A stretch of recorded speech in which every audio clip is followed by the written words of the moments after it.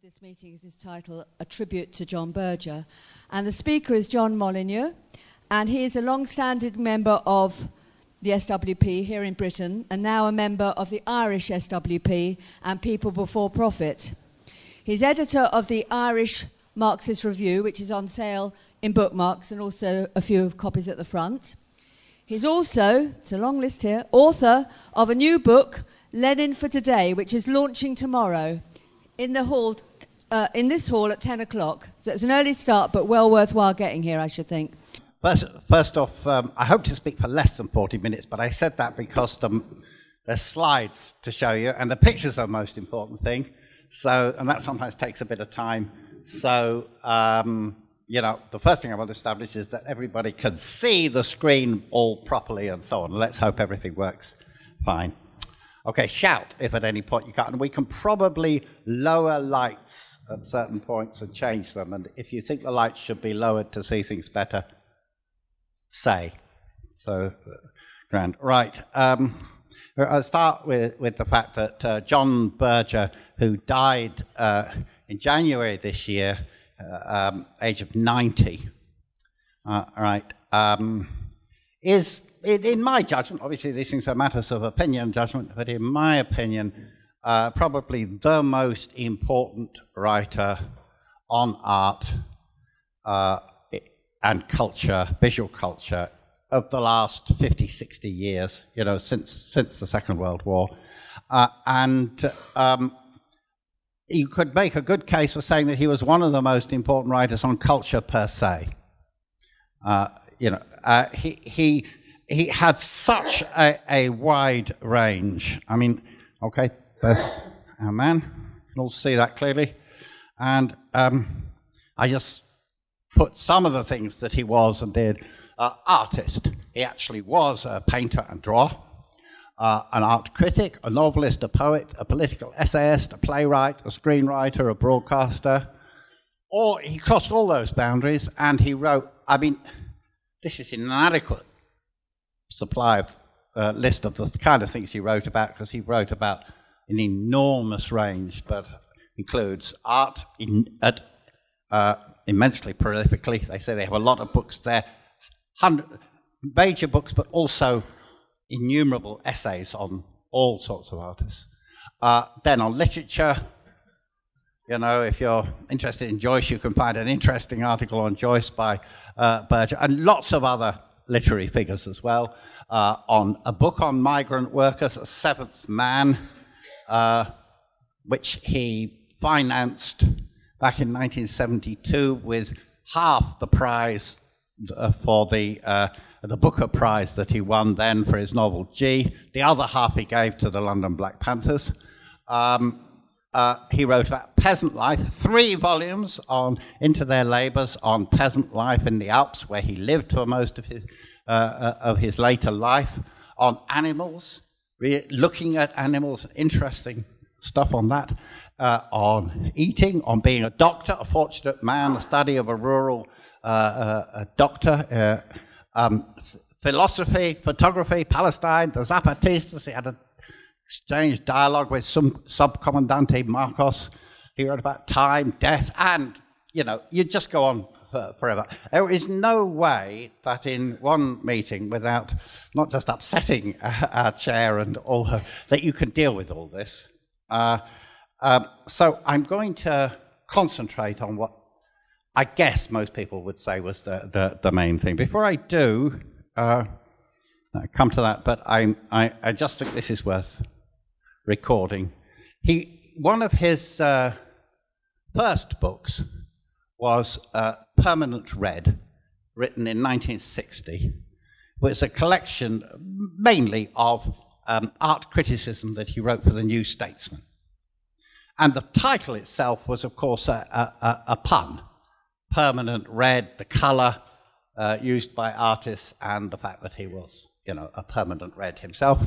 And then in 1979, the book was reissued, and he wrote this. He says, "The title Permanent Red was never meant to imply that I would not change.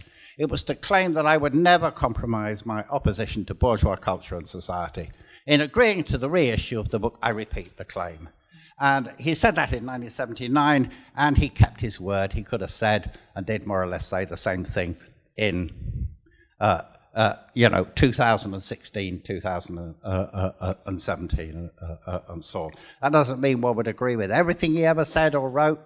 I've never read anybody I agreed with everything they said or wrote, including myself. So, but nonetheless, he remained a partisan of the oppressed and a fighter for human liberation to the last, and that's unusual in someone who, had such an influence on art history and art criticism and so on. I said I was going to concentrate on the main thing, or the main things, and I suppose when all is said and done, when you think of all the different articles and books and so on, the one that made the most impact, is most remembered for, and rightly, is this Ways of Seeing, which was both a book and a TV series, a TV series first and then a book. And it's worth saying, I guess there'll be people here who remember it, including me, who remember it when it came out in 1972, and it was a revolutionary piece of television. Not just a question of he said some revolutionary things in it, but it was a remarkably revolutionary program, the like of which had not been made before and seldom, if ever, made since. It was it was 4 programs looking in a Marxist way at the development of art and other things, and it was a conscious alternative to and reply to the dominant way in which art was talked about and presented on television at the time then, and still is. In particular, it was an alternative to a series produced by Kenneth Clark, who Private Eye used to call Lord Clark of Civilization. He produced a series called Civilization. Kenneth Clark, as it happened, lived in a castle and was later the father of Alan Clark, the Tory MP, and Thatcher lover, etc. But Kenneth Clark was the dominant figure in British art in many different ways, in British art history and so on. And he produced it, and Ways of Seeing, in all it was ways, was an answer to that. And it was presented entirely differently, made with enormously lower budget or all those sorts of things. But it was also, when I say never anything like, I cannot think of any program or series of programs which embodied such a high level, serious, political, philosophical argument or series of arguments in such a way, presented uncompromisingly, and was popular and reached large numbers of people as well. So it was very unique in that respect. It's very dense. The book is still reprinted. Anybody interested in art has to read that book. It's a sort of standard text that you should read. I'm sure many of you have read it. It's very dense, it's very rich. Even if by concentrating on this book, I won't be able to get through all it says, or even all the main things it says, but you have to select. Right, but the first thing that the book did, which to me was very, very important, was this was very important to me personally, actually, and remains so, was it demystified the way in which classic art is presented to us all, by the museums, by the art world, by the television programs, and so on. And it did that by emphasizing 2 things. It said, first, that the way art is presented to us is completely out of its social historic context, the context in which it was made and produced, right? This is just left out of the picture, as if it was a separate activity completely apart from the rest of life. Secondly, it is what it does, the way it's presented, actually denies or ignores what is the major emotional impact of the work. Again, as if it was just disinterested collection, arrangement of forms. And these things are connected because it is the social relations out of which the art was made that gives that art its emotional impact, its impact on us as art. And this was his argument, and he illustrated this argument first with a couple of paintings by Frans Hals from the age of the Dutch Republic. First was this, Regents of the Almshouse, 1664. And this one, Regentesses of the Almshouse, group portraits of which they produced enormous amount in the Dutch Republic, one of the first capitalist societies. Right. He then says, how is this written about? He quotes from a standard art history book how they wrote about it. This is writing about this picture. It would be best if I could show you both at once, but have a look at the picture. See if you could bear it in mind. And look at it. Each woman speaks to us of the human condition with equal importance. Each woman stands out with equal clarity against the enormous dark surface. They are linked by a firm rhythmical arrangement and the subdued diagonal pattern formed by their heads and hands. Subtle modulations of the deep, glowing blacks contribute to the harmonious fusion of the whole and form an unforgettable contrast with the powerful whites and vivid flesh tones where the detached strokes reach a peak of breadth and strength. Right? It's all true, by the way, and you could read that with even more feeling, you know, a peak of breadth and strength and so on, etc. It tells you nothing at all of what's going on in the painting. And Berger made a couple of simple points. He said, look, these people were dispensers of charity. They were the welfare agents of the time, right? It's the almshouse, and they are run by these good Bergers and Burgesses, or whatever you call them, the regents and regentesses. Right? They were dispensing this.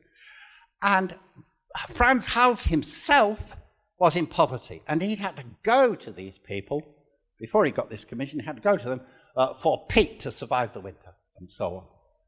And these paintings are, amongst other things, a record of what it feels like to be in receipt of charity, or shall we say welfare.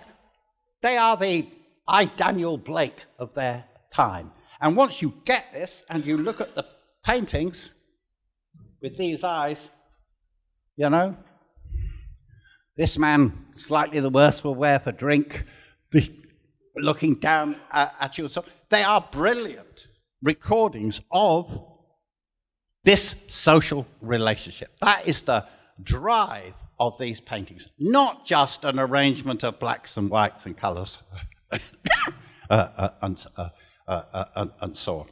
One of the conventional art historians protested that it wasn't fair to suggest that this man's hat was on because he was maybe a bit drunk. That was a slander, etc.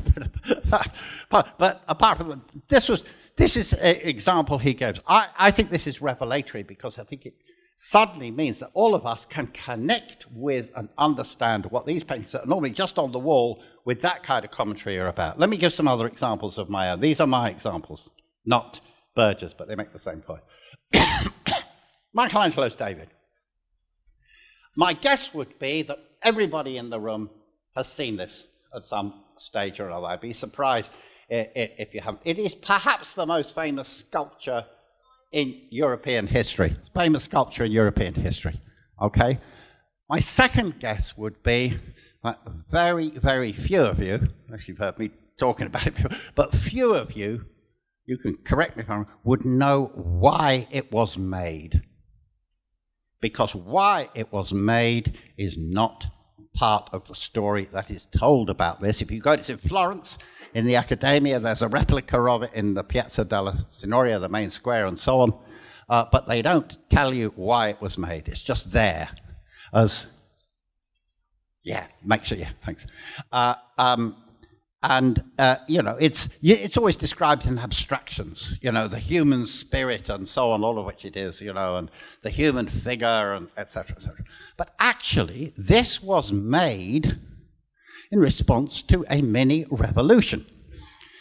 The people of Florence rose up and drove out the Medici family, the bankers. Right? And the council who emerged from this little rebellion, unfortunately the Medicis got back, I have to tell you, but the council who emerged from this rebellion commissioned Michelangelo to celebrate the event with a statue.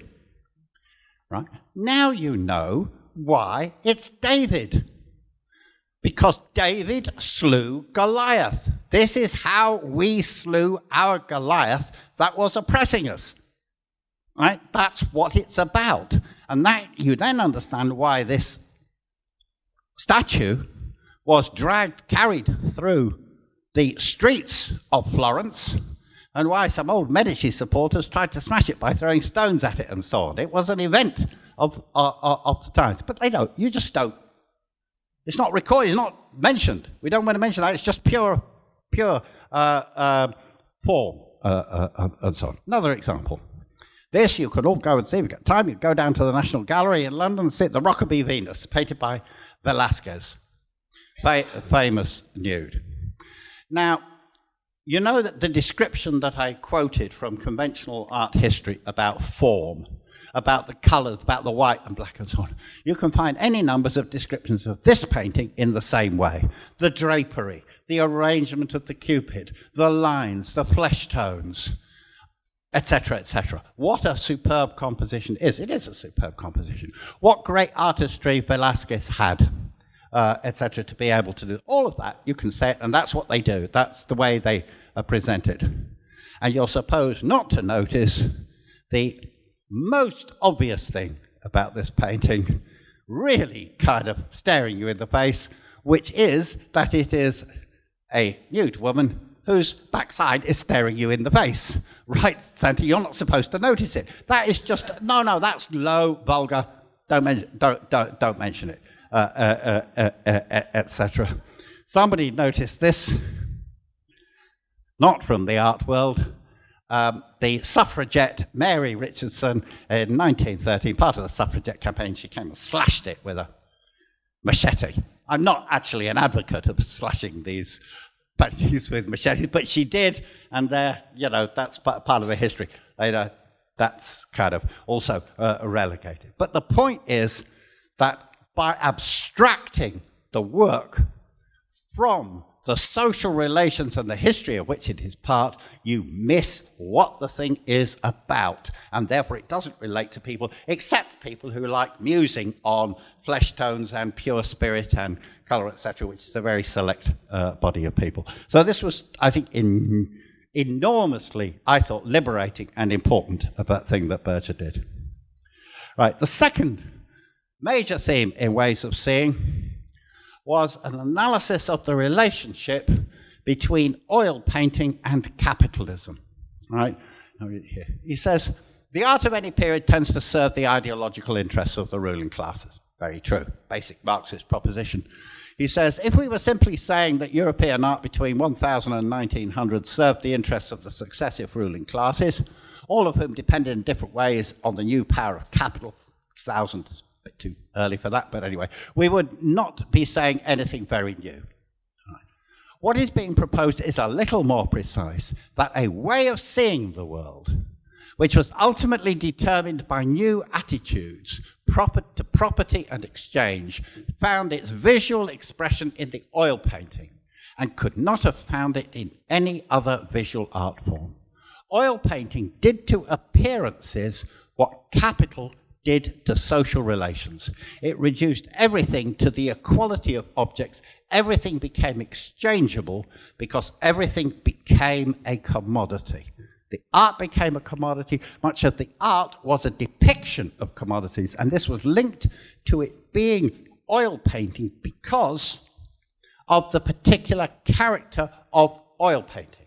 Right? There was a difference between painting with oils and painting with egg tempera and various other media that came before. Oil painting, what distinguishes oil painting from any other form of painting, watercolors, etc., is its special ability to render the tangibility, the texture, the luster, the solidity of what it depicts. It defines the real as that which you can put your hands on. Right? And then he illustrates this with various examples. I come on to this, the ambassadors, which you can also see in the National Gallery, another great painting. Just to say, though, on this, the real is that which you can put your hands on. We still talk about oil paintings in that way. Do not you hear people say, you feel like you could touch it? That it's considered a very good thing that oil painting should do. You feel like you can feel that grass, feel that velvet, touch that glass. You know, it's there, it's tangible, right? And that's considered the great triumph of realism. It's almost like it's really there, etc., to do that. People still talk about it. He talks about this painting, fascinating painting by Holbein, The Ambassadors. A lot of things. There's a huge amount because this conjures up a whole world. First of all, when it was made, 1533. That's 40 years after Columbus. This is made at the point when Europe begins its process of conquering the world. Right, from that point on, really, you know, the voyages of discovery, they call them voyages of discovery, they were voyages of conquest, not discovery. These places were discovered long before. But these voyages of conquest began, and the European conquest of the rest of the world is inaugurated, and these ambassadors are part of this. They are lords, the new lords of the earth, as it were, and the painting shows them displaying the tools of the trade and the objects they have collected as practicing their trade. And he says there's not a single surface in this painting that, apart from their hands and faces, that has not been minutely worked over and manufactured and so on. And the painting, Holbein, depicts this with, it has to be said, supreme skill. Never been done better since.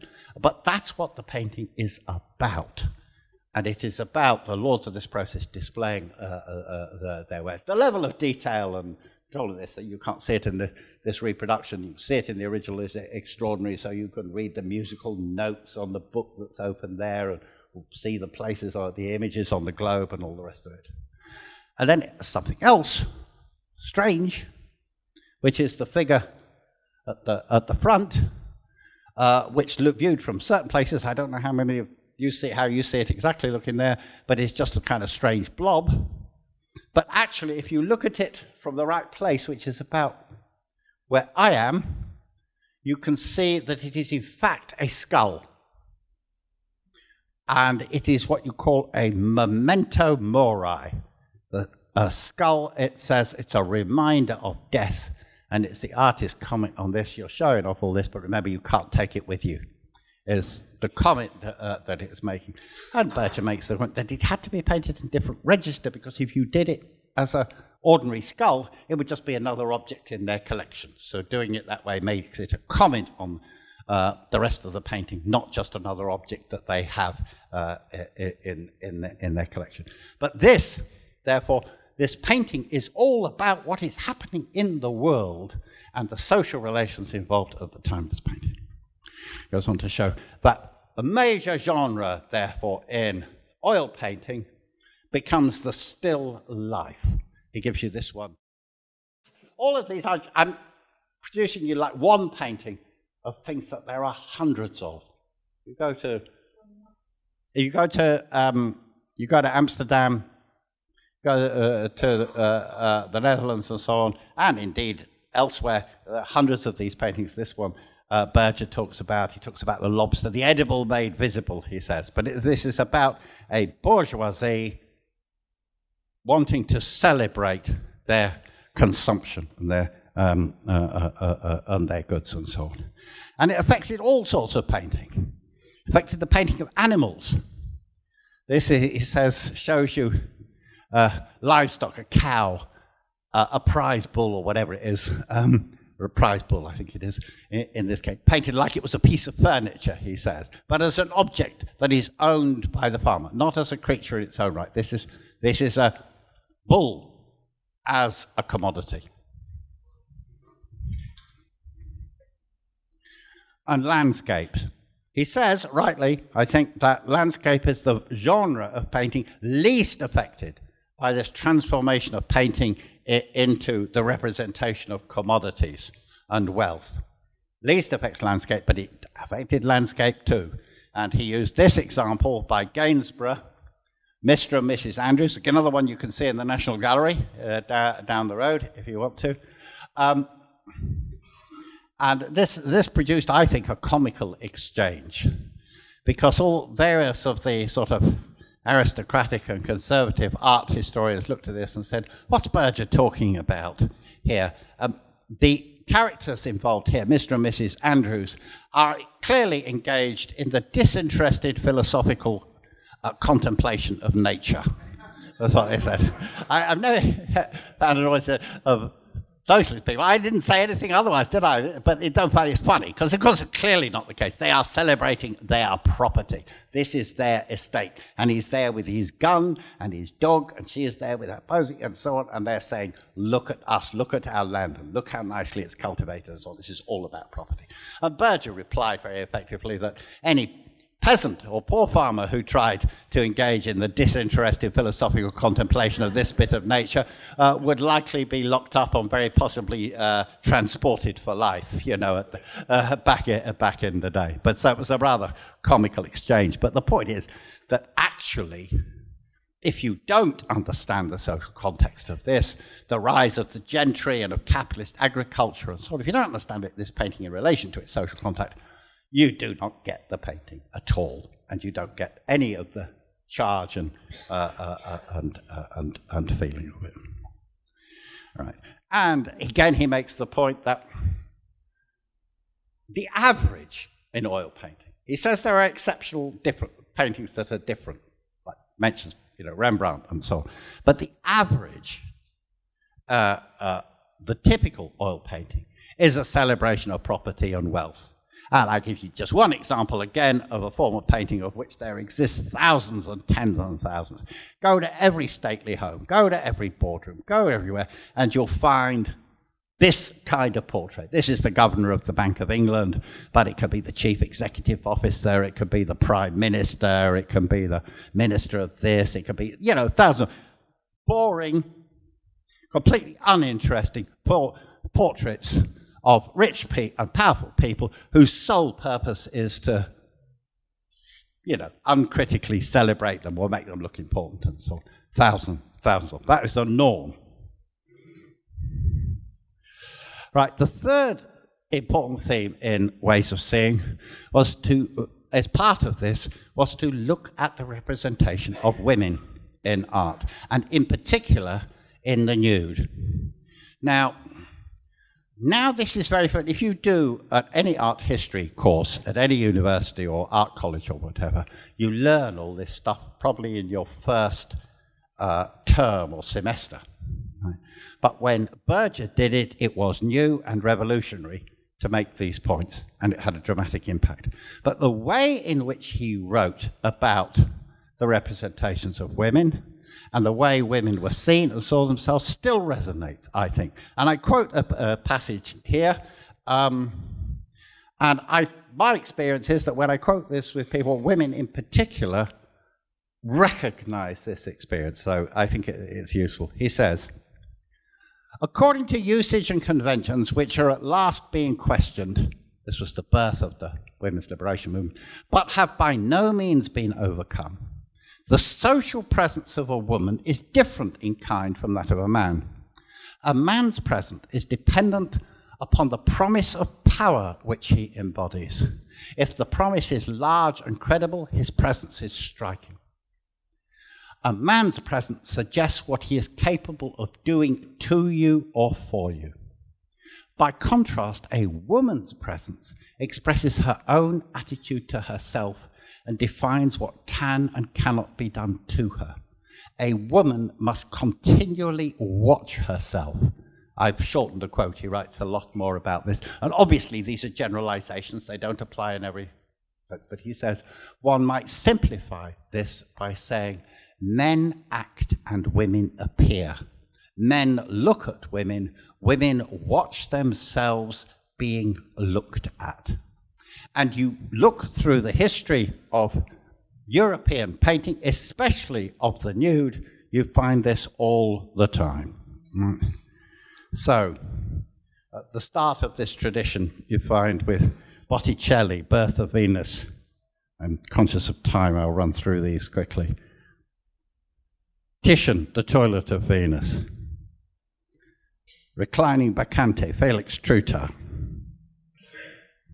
Susanna and the Elders, Tintoretto. Again, Susanna and the Elders, which is a picture of voyeurism. It's a Bible story that tells of voyeurism, of the elders spying on the naked Susanna.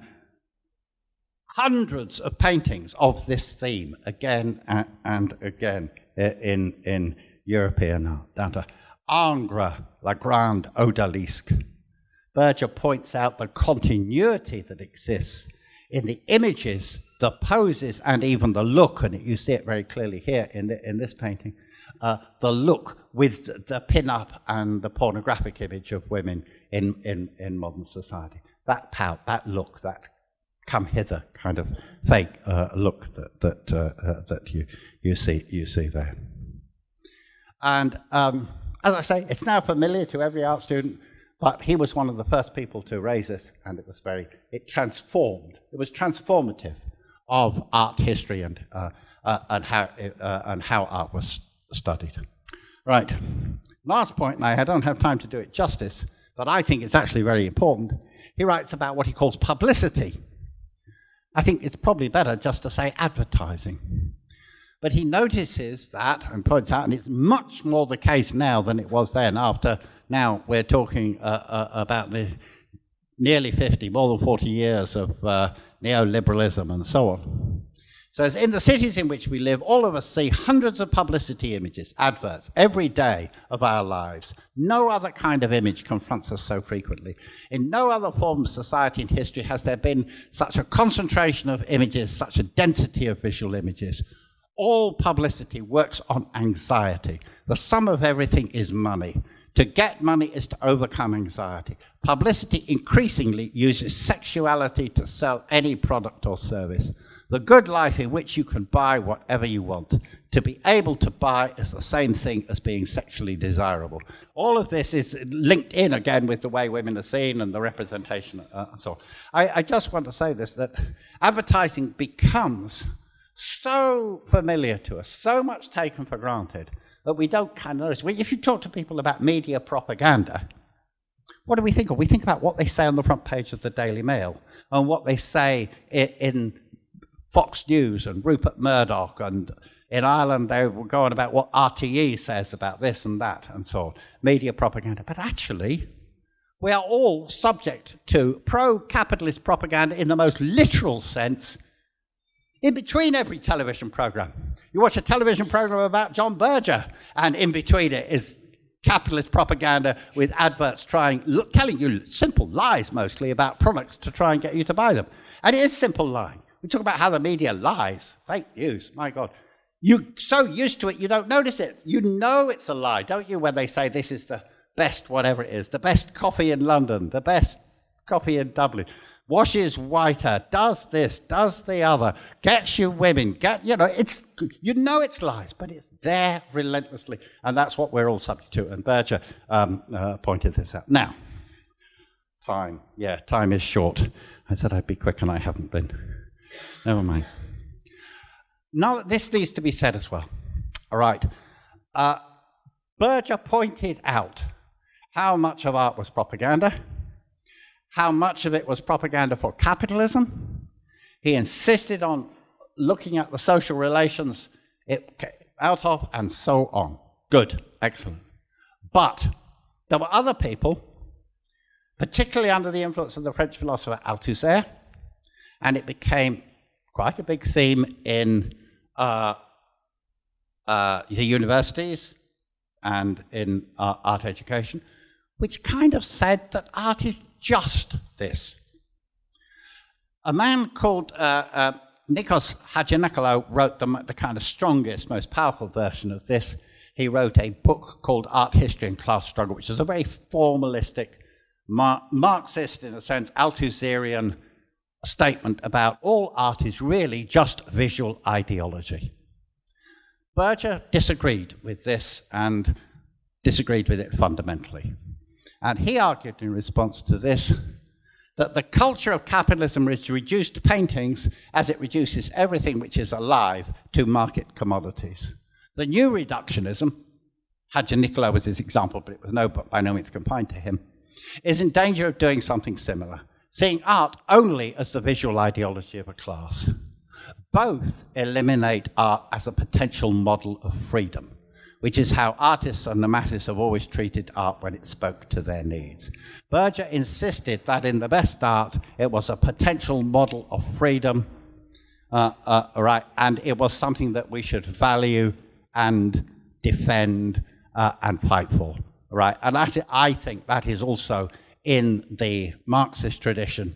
Marx himself, Trotsky's writings on art and so on, they all say very similar kinds of things. Doesn't apply to it all, but it certainly applies to the best of art. And there is in art itself some striving for and connection with human freedom. Now, right, I'm going to run out of time. These were examples of paintings that Berger believed. Often he used Rembrandt as his example. We shared a particular love of Rembrandt, of paintings that were not about reducing people or things to commodities. This Rembrandt self-portrait, which is about questioning life. This Danaï and Baskerville were examples of not representing women as sex objects or sexual commodities and so on. Right, and I want to say this is a tribute to Berger. I do have some criticisms of him. I'm not going to have time to explain them properly.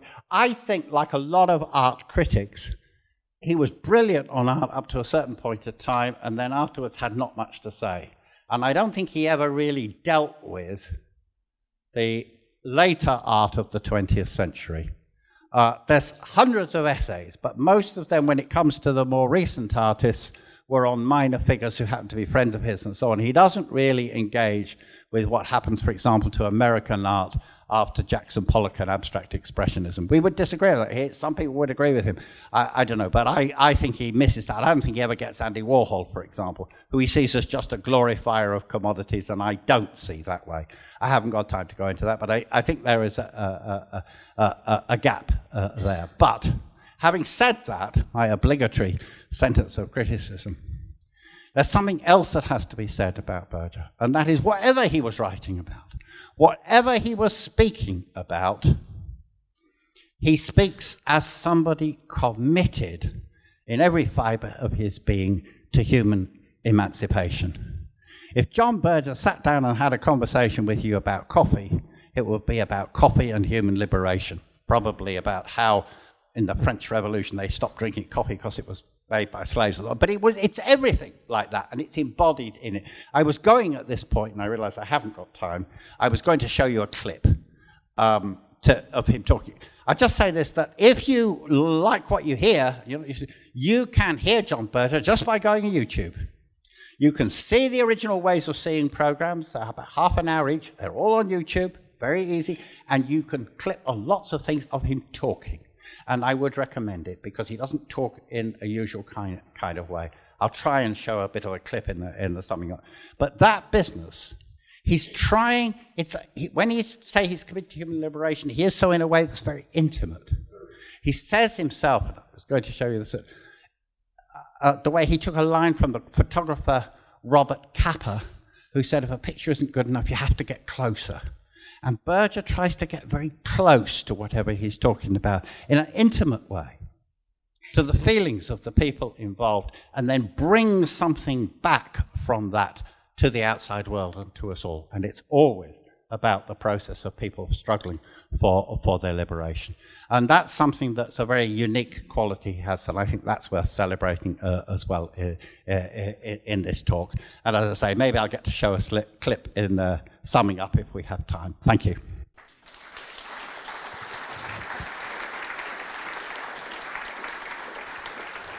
Thanks for a fantastic talk. And it's a shame there wasn't time to talk about John Berger's writing. And so great to be here. I just wanted to share just one thing. I did meet, I can't say I was a friend in any way of John Berger's, but I did meet him several times. And once he allowed me to take a picture of him with his daughter. And I was a bit apprehensive because I know intuitively I wasn't sure whether actually he was just being polite or actually he didn't actually object, and he didn't. And the one thing, not because I'm a great photographer, but it was a great picture. And the one thing he didn't do was smile. Thank you. Any more hands, please? Yep.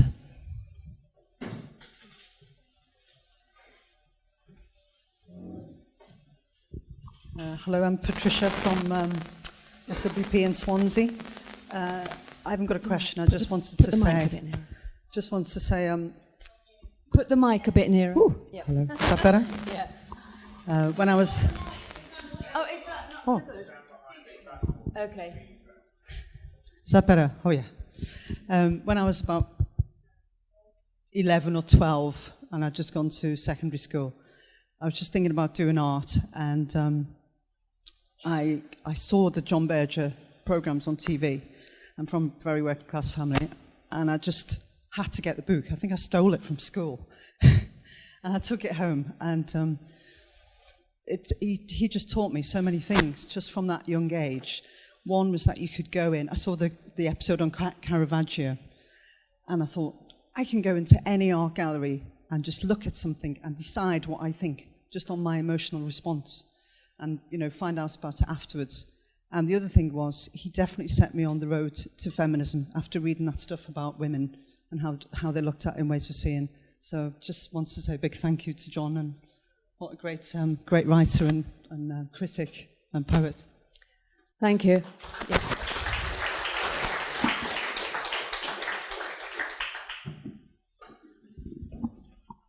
Do hold it, please. Thank you, John, for an absolutely fascinating presentation.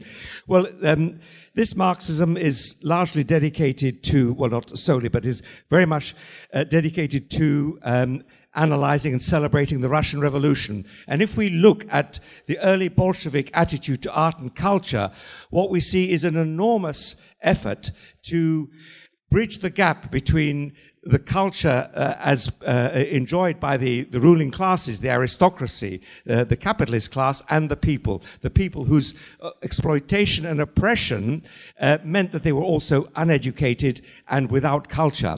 And it's part of human liberation. The project of human liberation, as we Marxists understand it, is to bridge that gap between popular culture and elite culture. And I think what's characterized the practice of culture in the last, 50 or 100 years, is the way in which the bourgeoisie has monopolized culture, has commodified culture, and has treated it, culture, art and culture, and we see this in music as well, as part of their properties, as part of their right to rule. And what is so brilliant, I think, about John Berger, that John has conveyed to us so vividly, is the way he fought against that relentlessly throughout his career, that he saw art as something that belonged to the people, and therefore his project was inherently revolutionary, and is something that we're absolutely right to celebrate. Thank you. Thank you.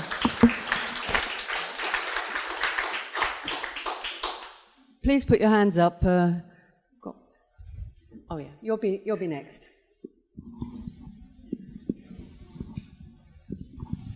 Hi, yeah, I mean, I think that we need not just to celebrate John Berger, but stand in his tradition and, to be honest, carry out, continue that kind of torch, or what. He tried to lay down a gauntlet in terms of analysing art and looking at it in terms of an understanding of the world that understands about class and about power. And I work at the National Gallery. I'm pleased that I still do work at the National Gallery. And, really do encourage people to go and see the oil paintings and not just look at them online, although we can all do that, because it is really different when you do that. But if you go to the National Gallery, to be honest, you will virtually find none of John Berger's analysis anywhere in the interpretation of the art in that gallery. And partly as a result of the strike that we were involved in the gallery, I mean, it is quite shocking. We did, on the picket line, we did this thing when we were all out on all-out strike, pick a day, pick a painting on the picket line. It was quite a fun thing to do. And as part of that, we were looking at kind of trying to guide people what pictures they might pick. And they didn't have, the gallery, a leaflet about representation of black people in those paintings that was the last one they'd done was nearly 10 years ago for the anniversary of the abolition of slavery. And I really got up here because I wanted to do a plug for, it partly came out of our strike, but there's a campaign called Show Culture Some Love, which has been launched by PCS, but actually now round the country, not just in the South East region, but in Yorks and Humberside, in the West Midlands. There have been campaigns rolled out, actually through the TUC. They're the first campaigns I've been involved in the TUC, where you can actually really enjoy what they're doing. And they're linking up culture unions, so across the board, both fighting to defend workers' conditions in those industries, but taking up some of the questions. And there are the excitement of young artists and people involved in the culture industry tackling sexism, racism, and discrimination against working class people today is, I think, get involved.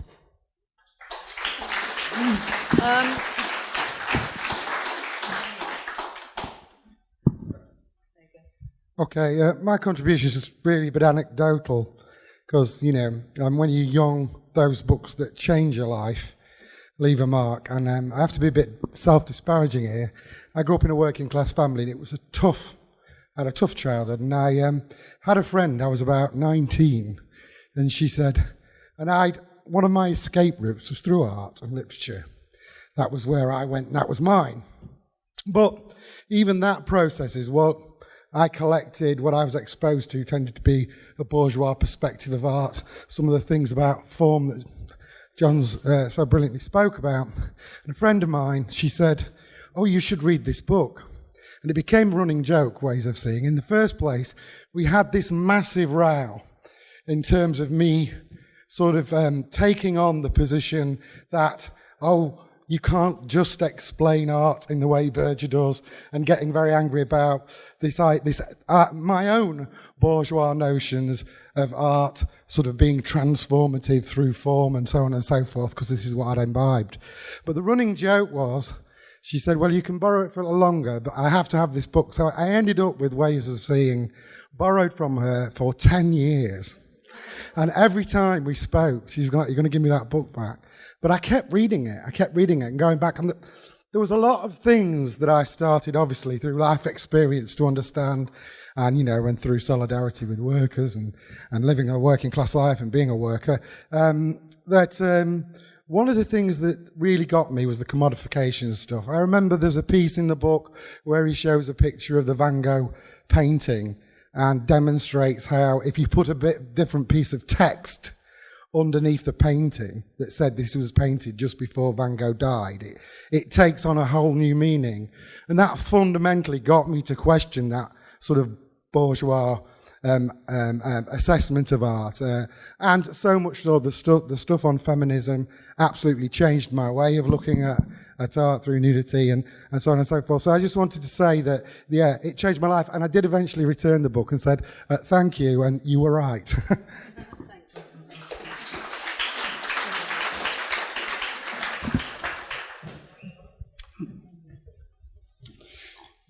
Yeah, thank you so much, John, for this. I just wanted to share a feeling I had came up about looking at that Holbein picture with the Memento Mori on it. When I was about 13, I was taken to the National Gallery on a school trip. and saw that painting. And I just found it completely terrifying. And nobody around me was saying, yes, it is terrifying. Nobody was saying, yes, you are right to be terrified by that image. You are right to be disturbed. You're right to question it. It was just that we all secretly sort of thought, that's obvious to everybody else, and our fears, we must keep them to ourselves. And I think what I get from that painting really is that capitalism is absolutely terrifying, and it has death in every part of its growth. It has to kill in order to expand. And when I was 12, when those programs went out, I think I caught a glimpse of them. They were terrifying. They were terrifying because they didn't fit the kind of life that I lived. The way that he was speaking, what he was speaking about, what he was referring to, the way that he fragmented the narrative that I'd grown up in, that the banal assumptions that were made. I lived advertising. We sang the advertising songs. Those were our songs. We thought it was all true. We thought it was real. We thought if we lived up to that, we would be having a real life. So I'm just so glad that I've got the opportunity now to go back to John Berger and reread and take that analysis with me back into the galleries, back into my life, back into my own practice. And I just wanted to ask John, because I know there was a discussion in the SWP about art practice as possibly, the only way we might experience unalienated labour under capitalism, and whether anyone has any thoughts about that, or whether John might like to come back on that debate at this point. Thanks.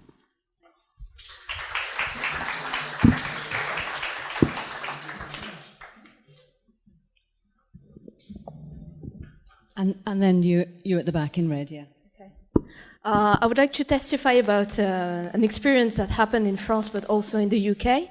Especially in Paris, where the Exhibit B exhibition has been organized. I don't know if you know what it is. It's a South African white man who wanted to represent, horrors through with black people acting, suffering, etc. So there's been a very interesting emergence of black activism, which was new in France those years, and it was interesting in the sense of that it was black people who decided to give a meaning of this narrative made by a white man, and who deserved also the cause of of black liberation.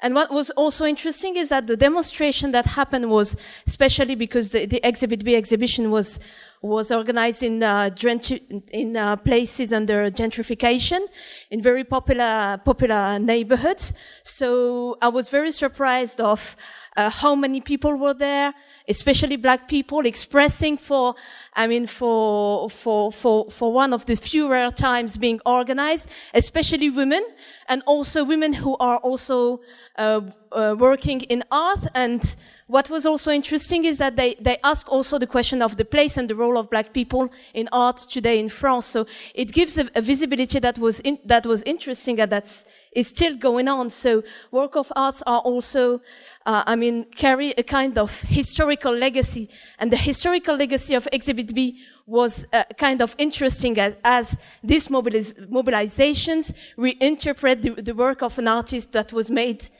separately from those movements. So this dialogue was interesting. And one of the questions that was raised was also I don't know how to say it in English, but l'esthétisation, the aesthetic of evil. Yes, I'm finishing. One more minute. Okay. The aesthetics of evil, on how can you depict something that is horrible, like horrible parts of history, like, for example, the Holocaust or colonization, etc.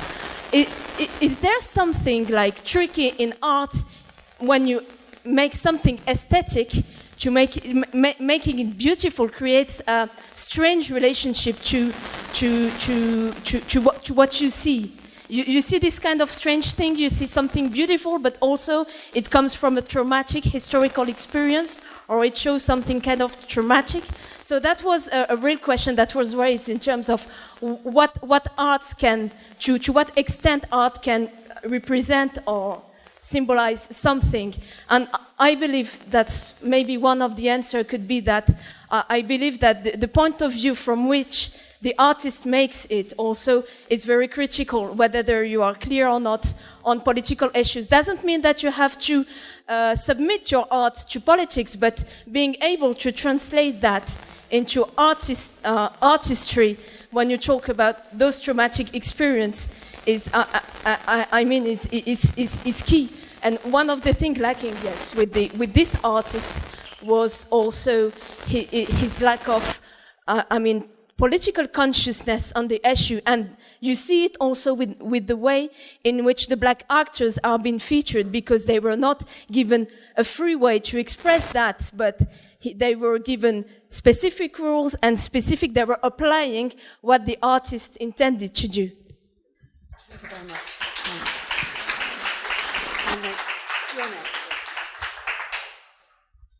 Hi, I wanted to thank you firstly. I come to your art meetings every year and I think they're the best. I always enjoy them. I think we should have way more. But, just a quick question. I'm aware that although Ways of Seeing is probably his most prominent book, which I'm sure all of us, like you said, have heard of, I'm also aware that he wrote a lot about photography. And I was wondering if maybe you could touch, I'm sure you could do a whole talk in and of itself about what Berger said, but I'm not very aware of it. And I was kind of wondering what the main distinctions he made, if there were any, between paintings and photographs, and his kind of main level of analysis on that. But yeah, thank you. Thanks a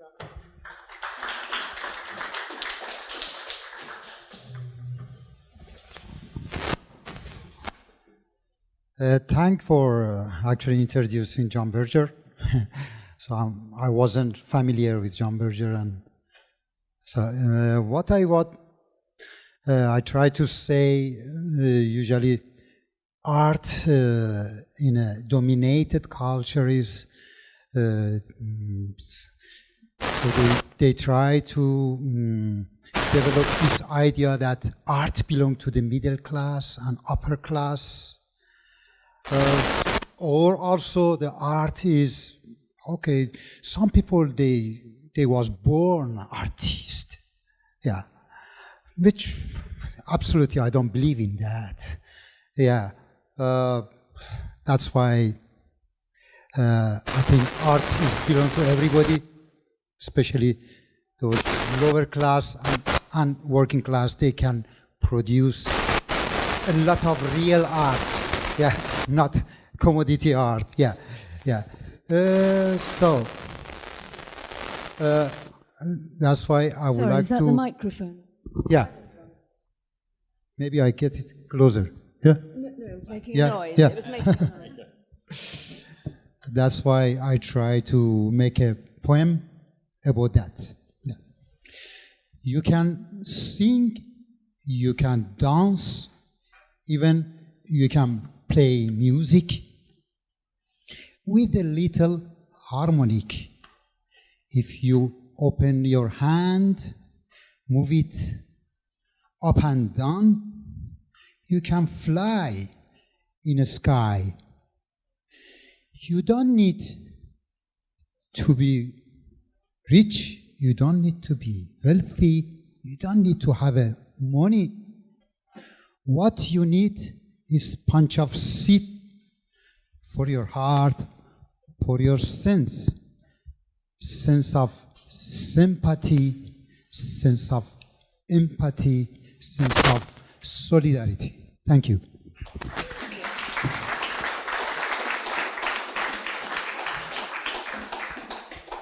Thank you for the talk, John. It was excellent.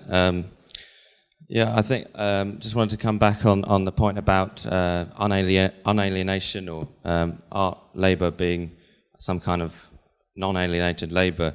I mean, as an artist, I think that's essentially accurate in the sense that you have when making work, it's an undivided labour process, and there's a certain holism and freedom to that.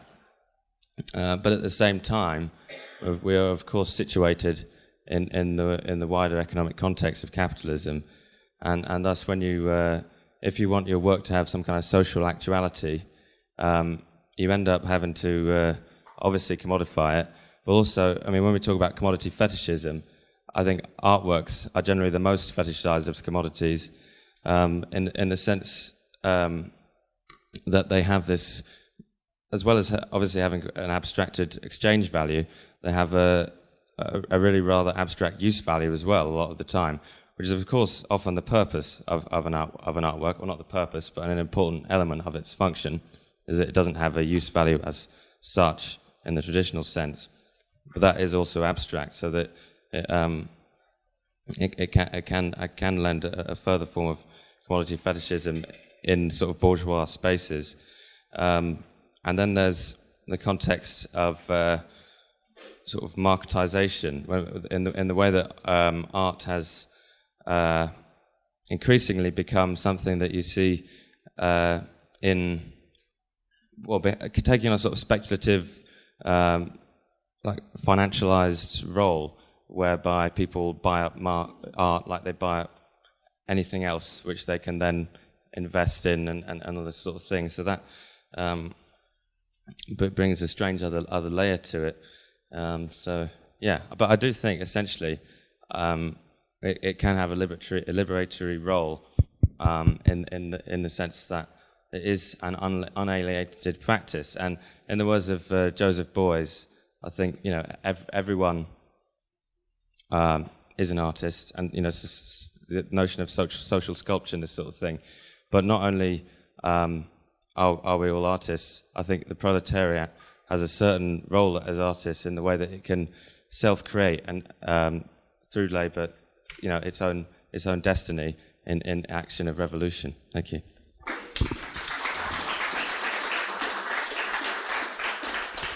Hi.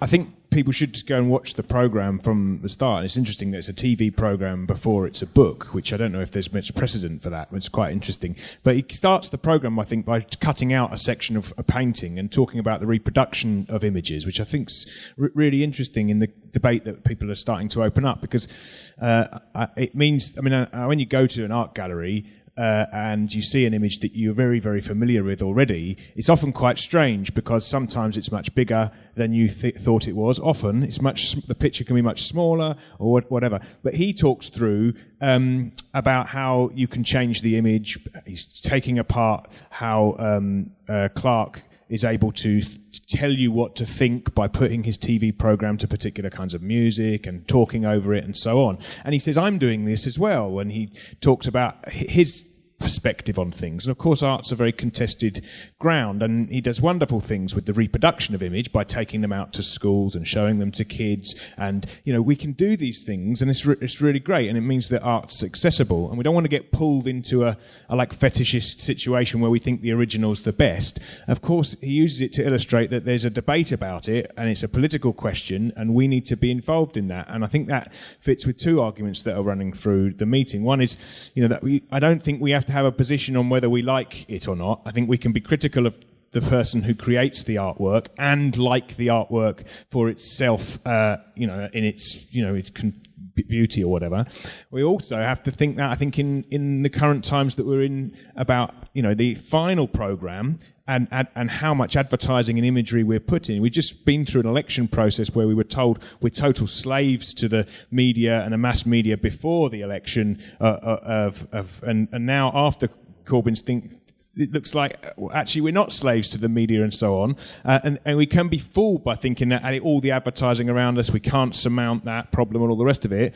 We can use all those images for our own purpose. I think in the places when the class struggles on the up, we wouldn't take lots of images down. We'd do different things with them. We might subvert them in the first place, and then we might start putting our own artwork up there, perhaps using some of the artworks that are already out and changing the meaning of them and so forth. So I think, you know, that we have to engage in the debate about art and engage in recreating it, which is the last point I want to make, is about the alienation of Labour or whatever. I think there's lots of things where you can find that you're unalienated in what you're doing. Lots of people go and work their allotment or do all sorts of things that actually pull them a little bit closer to the labour to the process of production.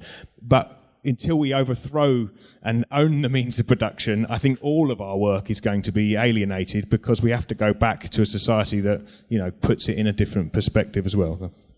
Thank you.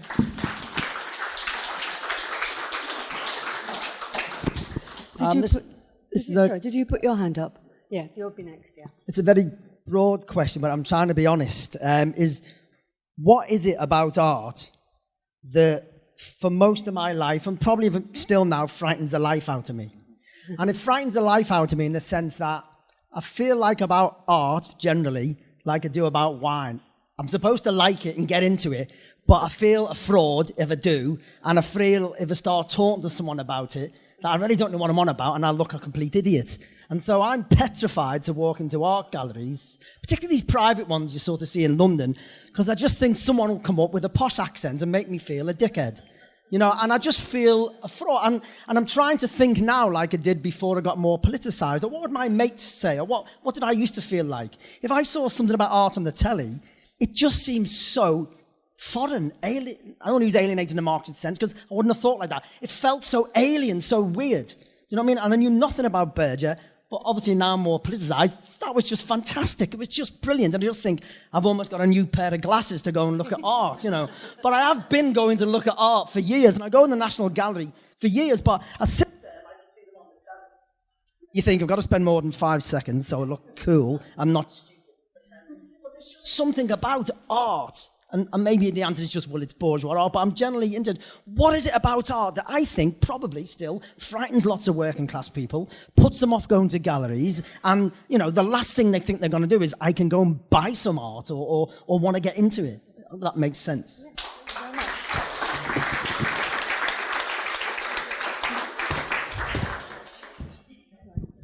I've got only one more speaker, so it'll be you, I'm afraid. And sorry if anybody else is not able to speak, because we want to give John some time for summing up. Back in the 1980s in the National Museum in Wales, there was a scandal. They bought these paintings called the Rubens cartoons. They're called cartoons, but they're about that size, horizontal, and they spent over £1 million. They never disclosed amounts, but it was over £1 million. And they built this sort of dark alcove, and you had to go in there. You could only go 8 people could only go in there at a time, and you had to sit there and look it up with them. And they were beautiful. It was like a celebrate, because it was the most expensive thing they'd ever acquired.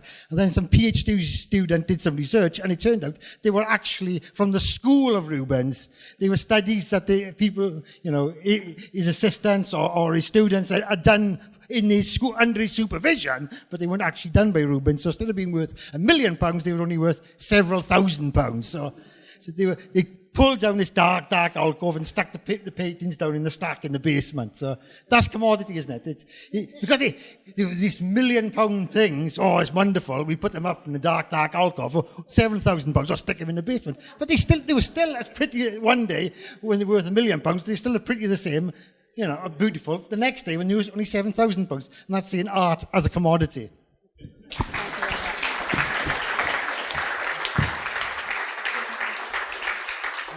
Okay, sorry this is our last question, but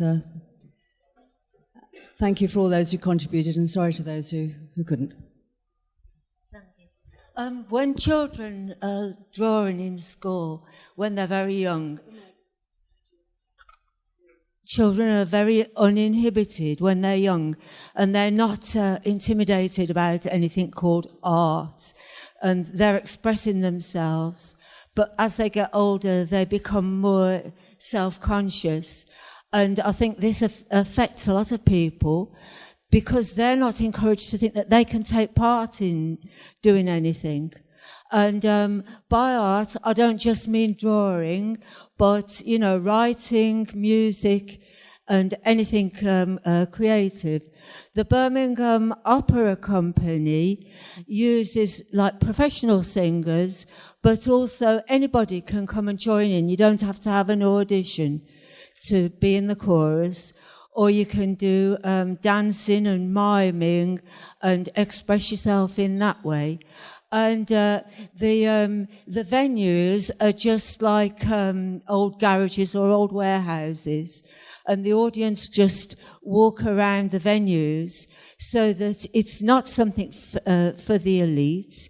And things like this, I think they're really important. It gives a lot of encouragement to ordinary people to not just watch art or look at art, but actually take part in it. Things like this depend on funding from the Arts Council, which has been cut. And I think that we need to fight for this. Of course, it's much more, strident. We've got to fight for people to have homes when their homes have been burnt down. But we need bread and we need roses. Thank you very much. Over to you, John. Thank you. Right. There was actually a very long and rich discussion, to which I suspect it's impossible to reply to everything properly, but I'll do my best to reply to as much as possible. If I miss your point or whatever, apologies. I just want to start on the question of form and content that was raised right at the beginning, because it's true that Berger quotes and mocks the Seymour Slive, his name was, the standard art historian, who talks about the paintings of the Regentesses as just an arrangement of black and white form. But he doesn't say form is unimportant. He immediately goes on to say, he says the compositional unit of a painting contributes fundamentally to the power of its image. It is reasonable to consider a painting's composition, but here the composition is written about as though it were in itself the emotional charge of the painting. So it's qualified there. Actually, I think one of the fundamental characteristics of great art is that it unites form and content, that it binds the two together. It finds the most powerful formal expression of a particular content. If you separate the two and you just say you look at the form, you lose it. So that's interesting. Sabi Sagal spoke about the Bolsheviks and culture and the Bolshevik attitude to culture. Yes, just with one qualification on this. One can speak in general terms, as we do, and rightly, about bridging the gap between high culture and popular culture and art for the masses and so on. But actually, the Bolsheviks had some pretty big arguments about how to do that. And I don't think Lenin and Trotsky had exactly the same ideas on it, although similar. And then there were the prolet cult people, and there were vigorous debates about it. It's one of those, and so there should be, and among us. Not just about particular, these questions are really often rich, complicated, and so on. There'll be, you would debate about classical music, Sabi, and somebody else would disagree with you about Beethoven, and good, fine, excellent, and with me, and so on. That's good. So it's interesting. The debate about the aesthetic of the horrible, of the awful things, is very interesting, because it's an old debate in terms of art history. The standard kind of thing they debated was a sculpture of the Laocoon. I don't know if people have seen that, but it's a man being strangled to death by poisoned by a snake. And, could you have, this was manifestly a great work of art, manifestly beautiful, but how could you have a beautiful representation of something that was so horrible as somebody, being slaughtered? But then think about art history. You sometimes get these, how can we have a painting of such and such? What is probably the most often painted subject in Western art history? More paintings of it than anything else, probably. The crucifixion, a man being tortured to death. How dare you? I object in principle to this idea that you can make art out of the representation of a man being tortured to death. You can see these. But that's the reality. Art has always, I'm afraid, dealt with ultimate horrors. Is it working? I don't know. Try that one. These. It's not working. These seem to switch on and off, don't they? These mics. Yeah. Okay. Right. But anyway, or shout. Anyway, so these are ongoing debates, and sometimes there are representations. You think, no, that's beyond some limit, and it's awful. And then you get these things being done because people in our modern world do things for sensationalist purposes and horrible purposes, not only for good purposes. So these are all very interesting discussions. Every time I do one of these art meetings, though, the theme that always comes through is the relationship between art and capitalism, between art and labour, and between art and class. And it comes through again and again, and rightly so. Now, it was very interesting to hear Candy Udwin, shop steward from the National Gallery, talking about the National Gallery, because these relations, the relationship of art and class, are concentrated in many ways in the institution of the gallery. And it is contradictory, not simple. You could respond to it by saying, blow up the National Gallery, take Candy's job away, and other workers there. You could respond to it like that, but that is not the classic Marxist response. It's not how the Bolsheviks responded and so on. But there is always, in the institution of the gallery, class contradictions. Right? You go to the National Gallery, or the Royal Academy, or to, where I'm going to be going, there's some of the Hermitage, the Winter Palace in St. Petersburg, or whatever, and you see the fact that art has, for thousands of years, before capitalism even, been controlled by the rulers.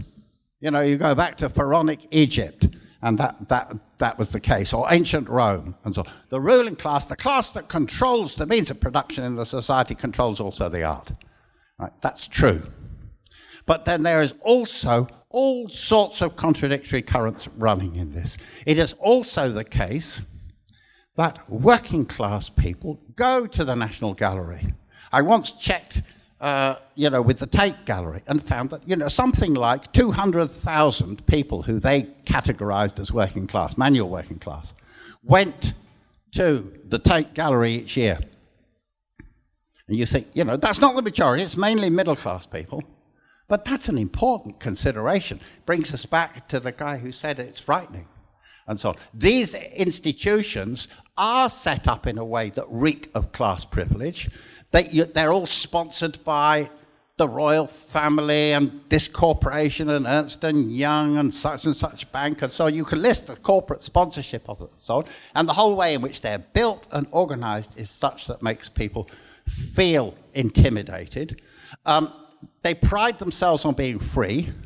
You try and get a cup of coffee or a sandwich in the cafe, right? And you can tell who they're really relating to because it's £5 for a cake, and so on. That's who they're really relating to. So there's this contradiction all there. But the fact that 200,000 working class people and so on go is important because they are engaged in sometimes working class escape or looking for something. It goes back to this kind of idea of art as a model for freedom and so on. So it's all bound up in the contradictions of the institution. Now, right, we can say that the art of, and I'm not just speaking about visual art here, I'm speaking of all art and culture, has for 5,000 years, 7,000 years, been dominated by the ruling classes. Yes. We can say that it shouldn't be. Yes. That we want to art and so on to be something that belongs to everybody. Yes. Okay. But within this, there's a lot of problems. First of all, visual art, paintings and sculpture particularly, is especially dominated by the ruling classes because it is work that is embodied in physical objects. Imagine you write a poem. Anybody can write your poem. You need a pencil and paper, right, and a garret to live in or whatever. You write your poem, right? You can't. Art is expensive to make and even more expensive to store. Poor artists always struggle even to find the paint, but even then you make the painting, where do you put it? You can't keep them all in your room. etc. Art is controlled also by the people who control the walls of the society, or the cathedrals where a lot of it used to be, or the palaces, or the museums, and so on. So you immediately enter into that problem. The team member who spoke as an artist, absolutely right about this. You enter this realm. And so you find that in the modern world, who dominate the art world? Right, the Saatchis dominate British art, the Saatchi brothers, advertising company to the Tories and so on. Think about the New York museums of modern art. MoMA, the Rockefeller family, the Whitney the Museum, the Guggenheim, and so on. These are billionaires running and control. This is intensely controlled by these people. But there's always contradiction. There's within this, the fact that art is, and I thought the young man expressed it very well, this undifferentiated labour process. I'll say a bit more about this. Goes back to this debate about unalienated labour and so on. The fact there is this element in art, and the fact that for people art is this model of freedom, like John Berger says, and people are struggling for that, means there's always a contradiction built into this. There's an extraordinary, although the art world is dominated by all these people, from Picasso to Leger to all sorts of other people, you find there is a long tradition, to the surrealists and so on, a long tradition of socialism, communism, left-wing attitudes within art. There's that contradiction. And people can see that as you go into the galleries. You can go to the National Gallery, but you can also see the paintings of Goya and so on, in the Prada and so on. There's always that contradiction there. Now, we wrestle with that contradiction all the time. And actually, I would argue that this contradiction is built in to the role of art in a class-divided society, and especially in a capitalist society, art in general. When I argued that art was unalienated labour, I didn't mean it existed in a separate sphere. I didn't mean that it was not part of this commodification process or anything like that. Not at all. I meant that it had a characteristic, not limited to art, but which differentiated it from alienated labour. In alienated labour, you do not control the labour process. You sell your labour to a boss, and the boss controls the work that you do. This is not what happens in art. In art, you may sell the commodity, but you control the process of making the art. If you don't, it stops being art and becomes advertising.